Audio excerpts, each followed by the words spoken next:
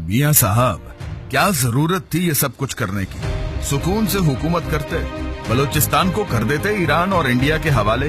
क्यों लाया नाराज बलोचों को कौमी धारे में?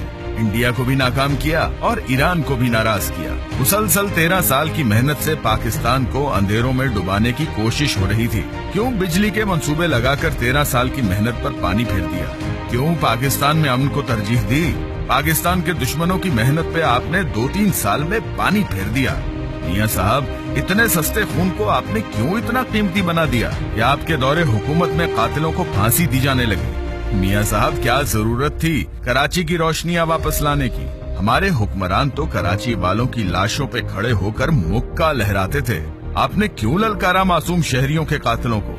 मियां साहब, हमारे अपने एजाज याफ्ता सनद याफ्ता मुहिब्बे वतनों ने इंडस्ट्री को तबाही के नजदीक पहुंचा दिया था ताकि आवाम को बेरोजगार किया जाए। आपने क्यों इंडस्ट्री को बिजली की फराहमी, पेट्रोलियम मसनूआत में कमी करके सनत को सहारा दिया? मियां साहब, आपने सी पैक पाकिस्तान को क्यों दिया? क्यों पाकिस्तानी कौम की खुशहाली के लिए इतना बड़ा कदम उठाया? क्यों फिर ठेकेदार मुमालिक को नाराज कर दिया? मियां साहब, पाकिस्तान को तन्हा करने की कोशिशों में अगयार तो अगयार हमारे अपने भी शामिल थे। आपने क्यों चाइना, तुर्की और रूस से ताल्लुकात मजबूत किए? मोहतरम वजीर आजम साहब, ये चंद आपके जुर्म थे। आपके ऐसे जुर्मों की लंबी लिस्ट है।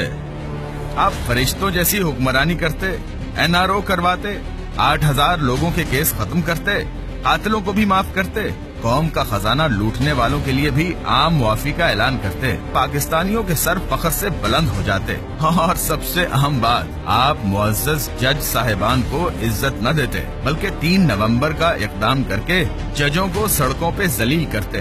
फिर यही जज जुर्रत, हिम्मत और बहादुरी का मुजाहिरा करके आपका नाम ECL से निकाल देते। आप पाकिस्तान से बाहर अयाशी करते। क्यों मियां साहब, क्यों? और हाँ, 2.5 ग्राम के दिमाग वाले पढ़े लिखे ये बातें न सुने, समझ नहीं आएंगी।